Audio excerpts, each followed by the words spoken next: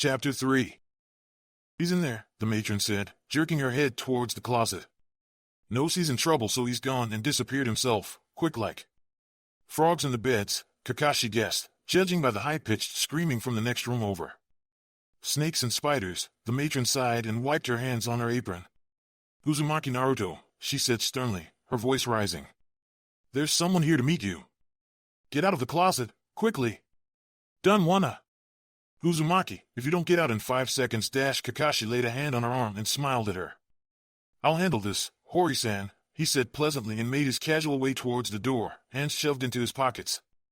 He's a stubborn brat, the matron warned him, her dark eyes looking at him beadily. Bad enough that he's the damned. Kakashi's pleasant smile turned a shade harder. I believe that's enough, he said quietly, and the air in the room suddenly became much heavier. You may leave now. The matron swallowed and gripped at her pink apron, knuckles whitening. Of course, Hataki-san, she said stiffly and swept out of the room without a second glance. Kakashi leaned against the closet door and watched her go with a wary eye, making sure that her chakra signature moved away from the room. You can come out now, he said after a long moment. She's gone away to deal with your prank. The door opened a crack and Kakashi obliged, moving out of the way. He crouched down and caught the tiniest sliver of a blue eye looking up at him. Naruto. For a long moment, his heart caught in his throat and he couldn't think of anything to say. I'm sorry, I failed you in the pack, sorry. He cleared his throat instead. Who are you? The boy behind the door asked rudely, blue-eye keen. Hataki Kakashi, Kakashi said automatically, and a small part of him was bemused at how high-pitched and squeaky Naruto's voice was. It was familiar, in a way Naruto at 16 wasn't. He'd missed seeing his student grow and change, and when he'd come back in black and orange, his deepened voice had been a bit of an unpleasant shock. That's a weird name, Naruto said suspiciously. So's Naruto, Kakashi countered, rocking back on his heels. Is not. Naruto's the coolest name in the village, Naruto said fiercely, and in his excitement pushed open the door, nearly clipping Kakashi's nose. Uzumaki Naruto, he boasted, jabbing a thumb at his skinny chest. #1 prankster. Snakes and spiders, Anyone can do that, Kakashi said and narrowly missed an enthusiastic flailing arm in his eye for it. Jiro couldn't, and he was the one who dared me 'cause he's a dumb sissy, Naruto said enthusiastically, hopping up and down in his dirty and bedraggled sandals. But I did, and it's the greatest bestest prank ever, so there. I bet you could do better, Kakashi said, and without even realizing it, reached out and ruffled Naruto's hair. The boy squawked and beat at his arm with his tiny hands, and Kakashi felt something soft and warm settle in the bottom of his chest. What are you being so nice to me for anyhow? Naruto said after recovering from the hair-ruffling attack, looking up with vaguely suspicious eyes. Big people are never nice to me. In the back of Kakashi's head, he quietly resolved to find every person who'd been cruel to his student and kill them slowly. Well, he said, scratching the back of his head casually. I'm not a very nice person. So you ain't being nice? Naruto scrunched up his nose. You're so weird. Yeah, Kakashi agreed. What do you say we go have some ramen? Naruto looked up at him, mouth wide open. It was possible that stars began to glow in his eyes. Ramen, he whispered up at the older man reverently. We're gonna eat ramen? Well, if you want to, Kakashi said, looking faintly worried. Naruto launched himself at Kakashi's legs and nearly bowled him over. Yeah, he cheered. Ramen. Kakashi's hand hovered hesitantly over Naruto's back before it settled down on a bony shoulder, patting it gently, if a little awkwardly. There's this ramen stand on Main Street that I'll think you'll like, Naruto-kun. It's called Ichiraku and... Don't just stand there like an idiot, Kakashi said, tilting his head curiously. Cap Kakashi-senpai. Tenza said, and he rocked a little nervously on his feet, which for him was very nearly the equivalent of him clutching his chest dramatically. I didn't realize you were standing behind me. Well, you were looking so intently at the door. Kakashi shrugged and a bag of groceries swung gently in his hand. Would you like to come in? Tenza gave him a small smile. I'd like that, senpai, he said quietly.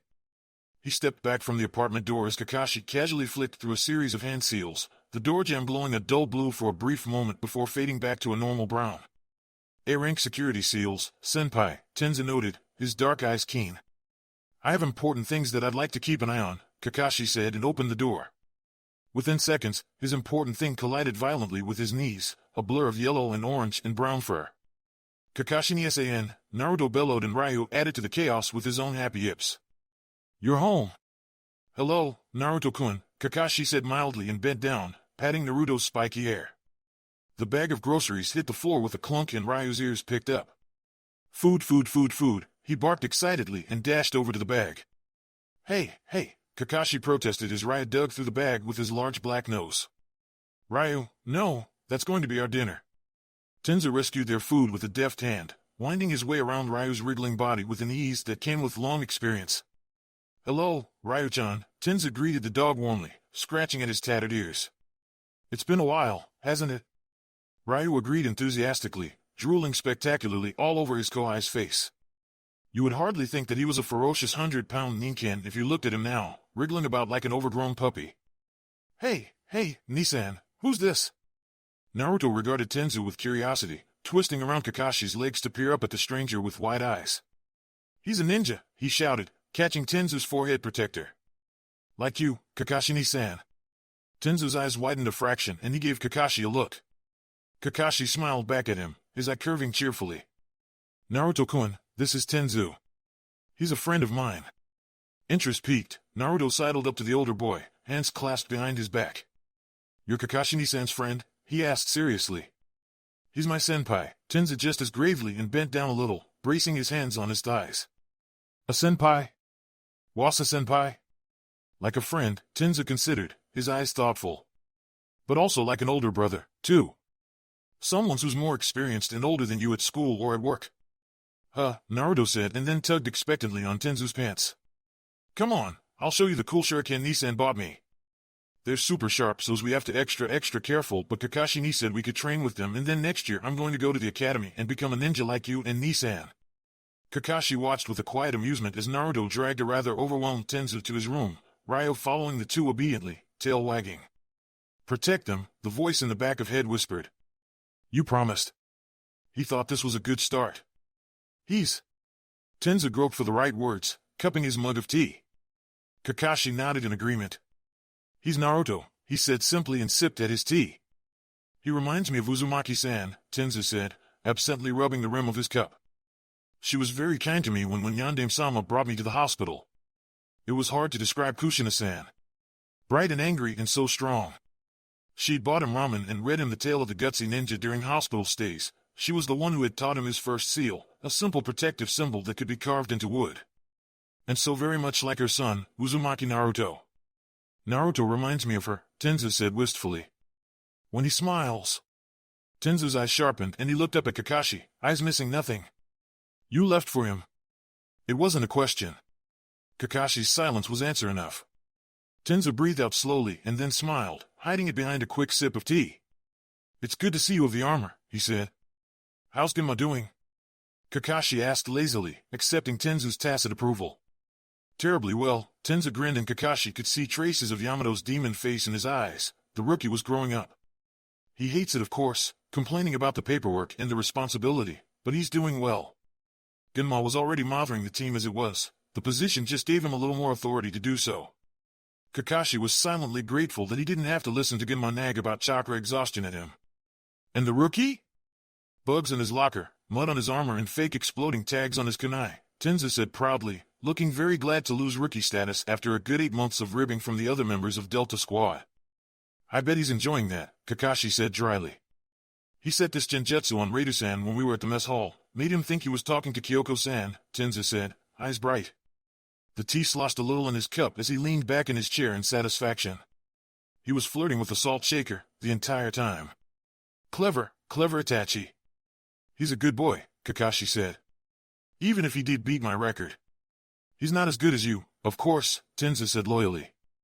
Though he's very good on the field. That was high praise from a boy who could grow a forest within minutes and kill a man with a twig. He's very polite, very helpful, Kakashi said and set his tea down, casually checking Naruto's chakra to make sure he was asleep. A good person to have by your side. Oh? Tenzo replied lightly, but his interested face betrayed him. I'd noticed that you were the one to nominate him for service. Well, I couldn't let someone else come and lead him astray, could I? He needed a challenge and I gave him one. Before he found something else to do, like massacring his entire family. Itachi'd been talking about a new dango place that opened in Sumiya, Tenzo said thoughtfully. Lunch there might be interesting. Yes, I would think so, Kakashi agreed. Everything else going smoothly? Commander called a mandatory meeting yesterday. Kakashi raised an eyebrow and crossed his arms over his chest. Oh, he said mildly. Councilman Danzu was with him, Tenzu said. They wanted to speak about the difficult times and how the village could only be as strong as the shadows that protected it. Typical morale boosting, though Commander didn't look very happy to be there. And right after I've left, Kakashi said, leaning on the back two legs of his chair. So inconsiderate of the man. You and Commander are the only ones he's ever really been scared of, Tenzu said, looking intently at the wooden table separating the two. And now that you've left, Commander's tied up with council politics. How many new members? 4. Kakashi hummed, noncommittal. Altogether, judging by the personnel files Kakashi had discreetly looked through after his visit to the Hokage. He couldn't help it if the secret records room was so poorly secured. It was practically begging to be opened. That made about a tenth of Umbu, with 10 active operatives, and knew how many more Danza had smuggled and even more discreetly and was in the process of training? And me only gone a week, Kakashi said. No doubt Danzu was quickly capitalizing on his absence, though he wondered what the spies were thinking of Kakashi's sudden domestic turn. Probably nothing good. Well, I didn't want to do this, Kakashi sighed, pained, and picked up his now tepid cup of tea, knocking it back down in one quick swallow. But Danzu's just asking for it, isn't he? Tenza looked like a rabid wolf had just cornered him. I'm very, very glad that I'm not Councilman Danza right now. Yes, that's probably a good thing, Kakashi said, nodding serenely. Otherwise, I would have to cut your stomach and strangle you with your own intestines. Tenza choked on his tea. Math is stupid, Naruto said, flinging himself dramatically onto the couch and knocking Kakashi's brand new copy of Ika Ika Paradise onto the floor. I was reading that, Kakashi said mildly. How was school today? Boring, Naruto said, stretching out the word with feeling. I want to go to the academy and learn cool jutsu and stuff, not the stupid boring school with math. How are you going to know how many kunai you have left if you don't know math? Kakashi asked, picking up his book from the floor, reflexively checking that Naruto hadn't seen the erotic illustration of Keiko on page 69. Whatever, Naruto said dismissively and wiggled over to Kakashi's lap, planting his bony elbows on the older man's thighs, not catching the way the silver-haired man stiffened. All we do is sit down and it's stupid, I hate it, he said. Ah, Kakashi said and mentally referred to Raising Children, a shinobi's guide to rearing, ages 6 to 12. Why is it stupid? He asked delicately, wondering if there was a way to hammer the idea of personal space into a child's head without sharp, pointy objects. His own father had rarely touched him and Kakashi had become a genin at age 5 and thrown into war, where the only time he touched someone was to kill them. He'd often had to remind himself that ruffling hair and hugs were a way to express affection, instead of a tool to purposely annoy his students. Naruto muttered something inaudible. Kakashi gently patted Naruto's head. Is it Kigo again? Naruto looked up at him with watery blue eyes and snot trickling out of his grubby nose. He says I'm a demon monster and that I'm worse than dirt, and then in dash he buried his face into Kakashi's flak vest and started crying great heaving sobs. First, Kakashi thought distantly, I'm going to hunt down Kigo's parents and put them under the most painful genjutsu I can think of and then cut off all the limbs in front of their son. Then I'm going to, Naruto wailed, hands clutching Kakashi's shirt sleeve. I done wanna be a monster, Kakashi ni. I'm not a monster, I done wanna. I dash you're not a monster, Kakashi said firmly and rubbed Naruto's back in rough circles.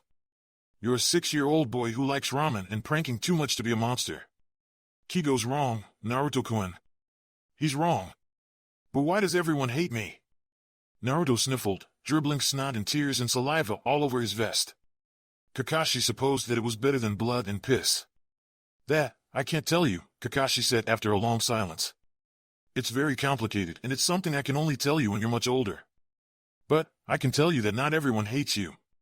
What about me? And Sandem-sama? And Tenzu? And Ryu? Really? You don't hate me?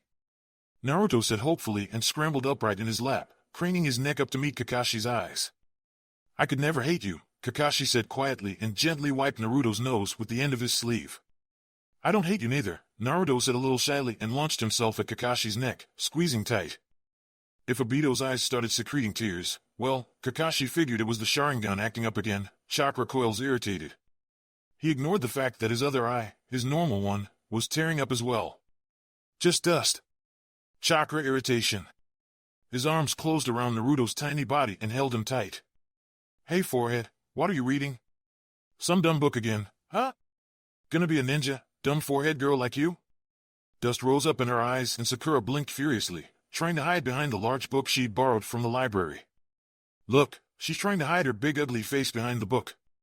Too bad it's too small to cover it. Sakura shrank even more and desperately wished that the ground would open and swallow her. She'd read about some jutsu that could do that, but she didn't know the hand seals or have the chakra.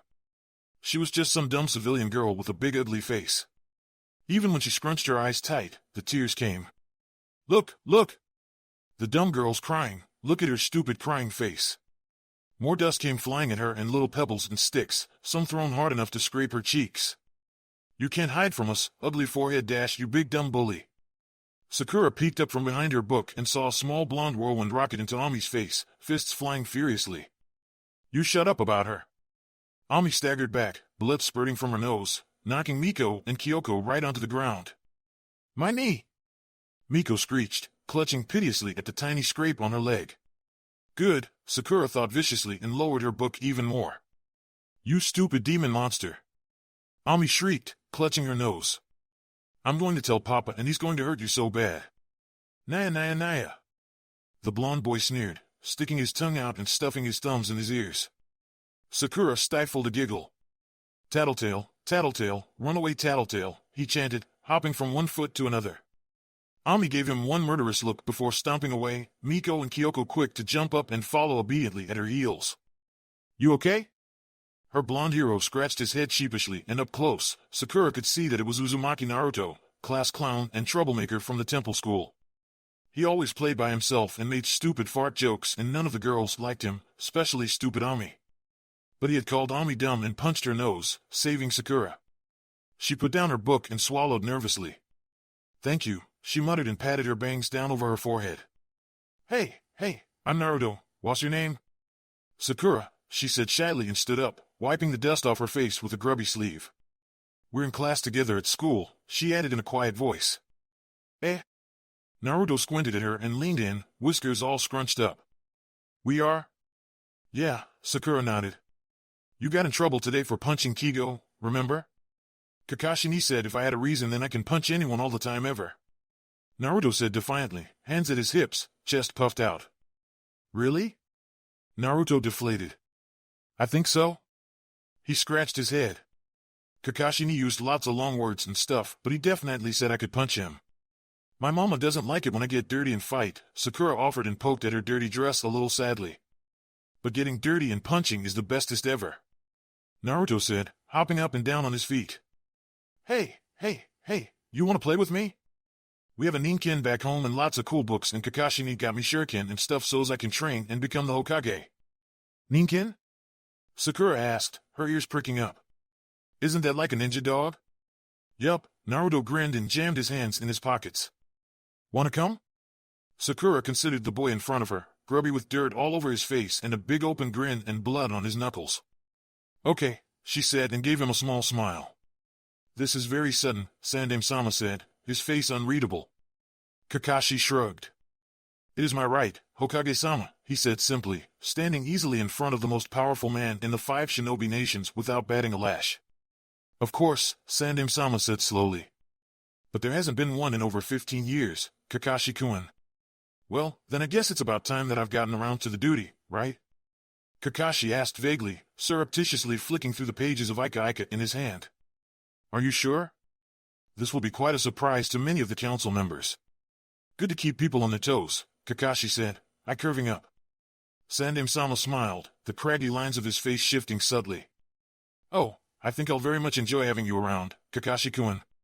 The seat in between the Uchiha and Hyuga had lain empty for over 15 years, a constant reminder of the consequences of one misstep. Over the years, members of the council came and went, but the seat stayed empty, the clan reduced to a member of one who refused the title of head. There were discreet running bets on when the chair would disappear, and judging by the one ninja left in the clan, Fugaka figured it was only a matter of time before the chair would be replaced by one of the other clans competing for a seat on the council. Needless to say, it was a surprise when a cloud of smoke suddenly swirled around the Hataki chair next to him and a body puffed into existence. Fugaka had a kunai at the intruder's throat and Sharingan activated before he realized that he was looking at Hataki Kakashi's masked face. Yo, the boy said cheerfully, ignoring the blade at his jugular. Sorry I'm late, I had to help an old lady cross the street. Fugaku lowered his arm robotically and sheathed his weapon. Every single clan head at the table stared at the suddenly occupied chair. Ah, Sandem-sama said calmly.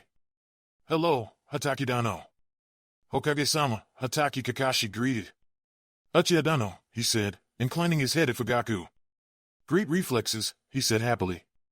Hataki Kakashi, Fugaku said dully, and he could see Hayashi, the pale-eyed bastard, reflexively grip his armrests, knuckles whitening. What are you doing here, whelp? Some snarled from across the table. The Inuzuka always had a touchy relationship with the Hataki, feeling that the Hataki infringed upon their territory and abilities. His father had told him this over dinner a long, long time ago, when Hataki Sakumo had sat on council meetings, but it had become irrelevant when Fugaku had taken the Uchiha seat, Sakumo long gone and Kakashi too young. It seemed that would no longer be the case. Well, Hataki drawled, arranging himself bonelessly in the uncomfortable hardwood chair. What do you think I'm here for?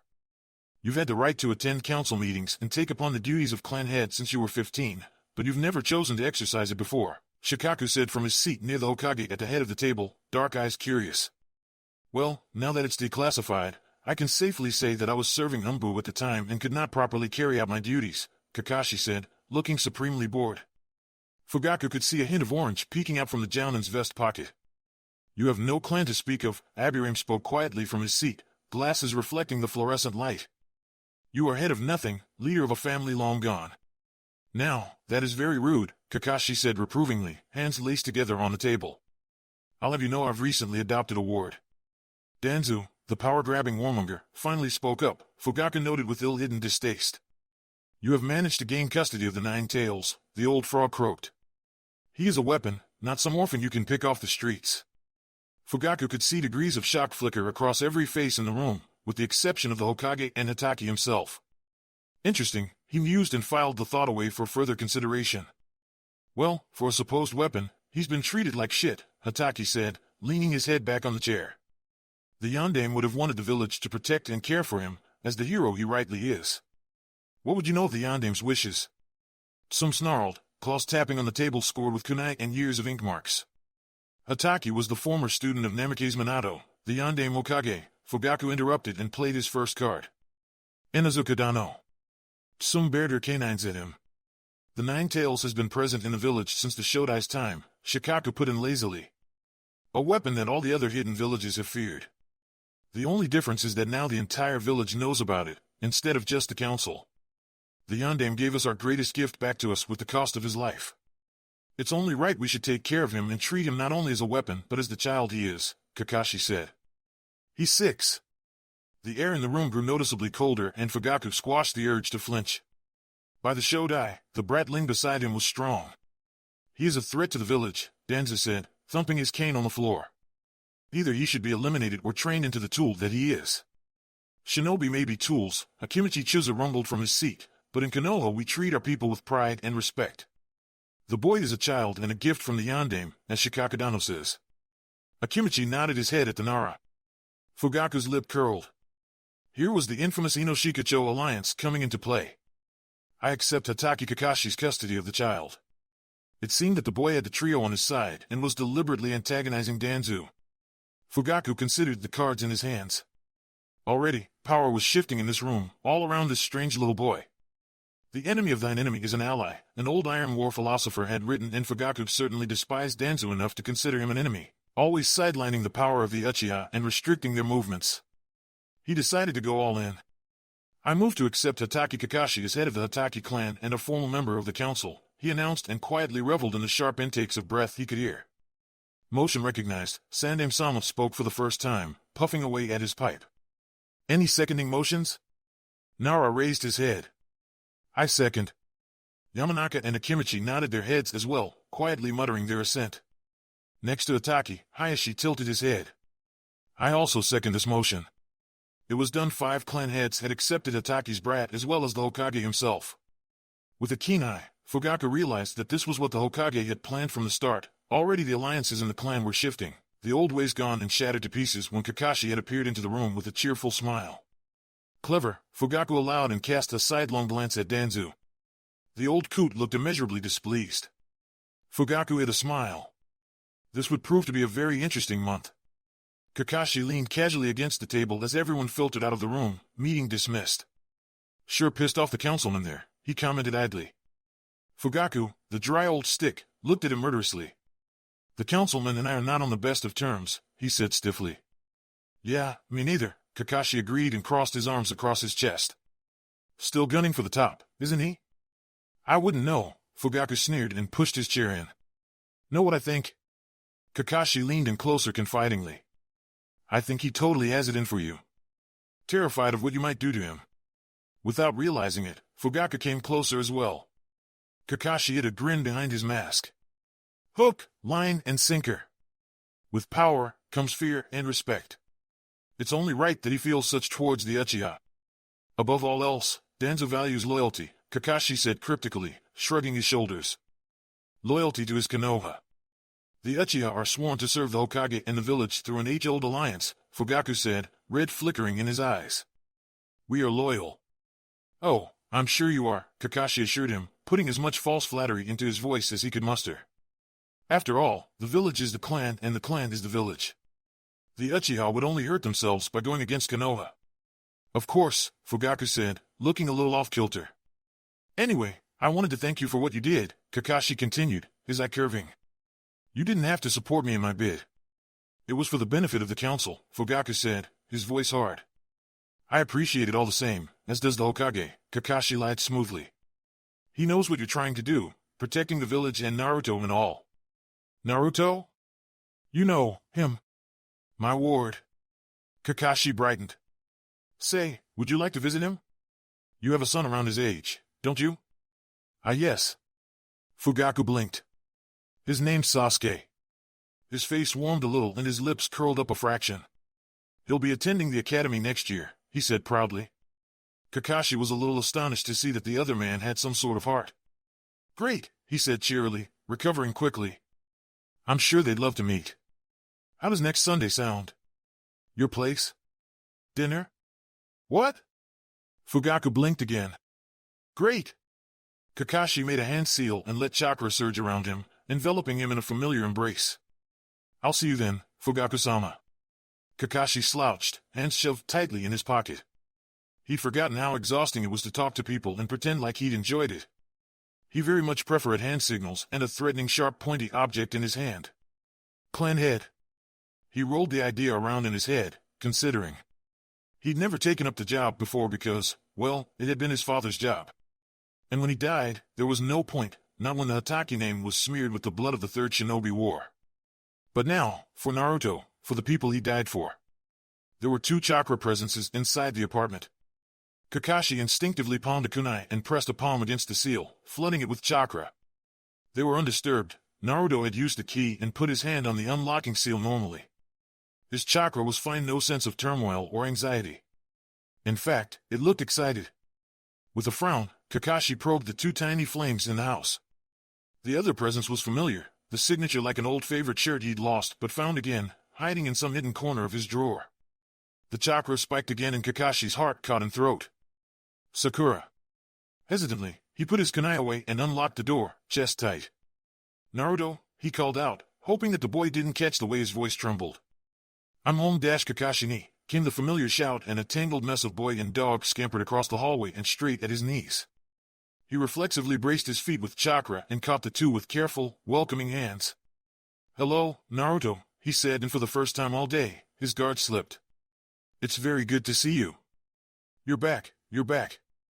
Naruto bellowed into his ear, Ryu enthusiastically licking his other one.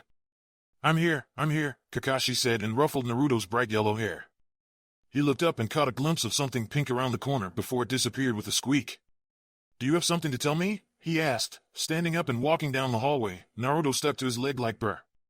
Oh yeah, Naruto said, grinning so widely that his eyes turned into little blue slits.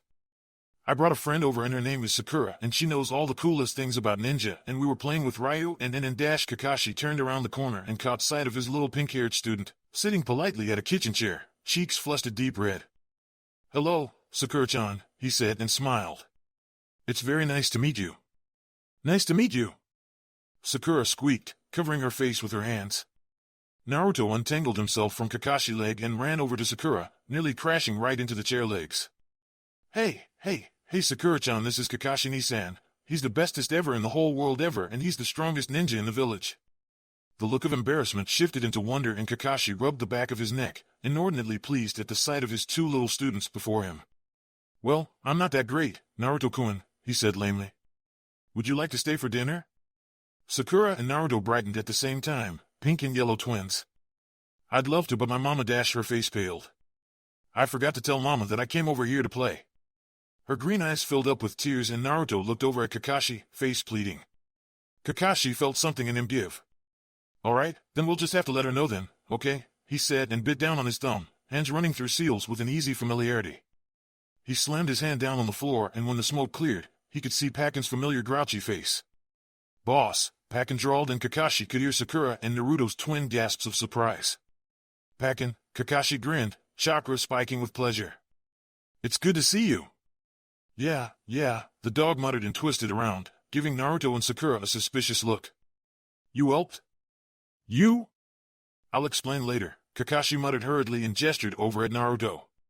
Pencil and paper, please, Naruto-kun. Naruto scampered off to the desk in the living room and came back panting, pencil clenched in his mouth and stacks of paper in his hands. He accepted it with a muttered thanks and scrawled a quick note to Haruno-san, saying that Sakura was playing with Naruto and would stay over for dinner, and he would personally escort her home later. Kakashi signed it with a flourish and a tiny eno mahiji and rolled it up. Take this over to Haruno, Sakura's mother. Sakura, where do you live? Bunkyo Ward, Cherry Tree St, number 676, Sakura recited, hands clasped together on her lap. There, Kakashi said and handed the paper over to Pakin. Straight to Sakura-chan's mother, you understand? You owe me an explanation, Pakin growled with feeling and disappeared in a puff of smoke. Whoa, Naruto breathed, his eyes glazed with awe. That was so cool, Nichan. I want to learn to do that. Don't be stupid, Sakura whispered at him, equally awed. That's a summoning technique. Only super advanced ninja know that. I'm not stupid. Naruto whispered back furiously. Stop acting like you are. Sakura shot back. We'll learn when we become ninja later. When we're older. Kakashi looked at his two students before him and smiled, listening to the squabbling with a blissful expression. It was good to be home. Thank you for your views, likes, subscriptions, and overall support of my ongoing efforts to bring great content to all of you. Check out my Patreon for more mature fanfiction. The link is in the description and like everywhere on my channel.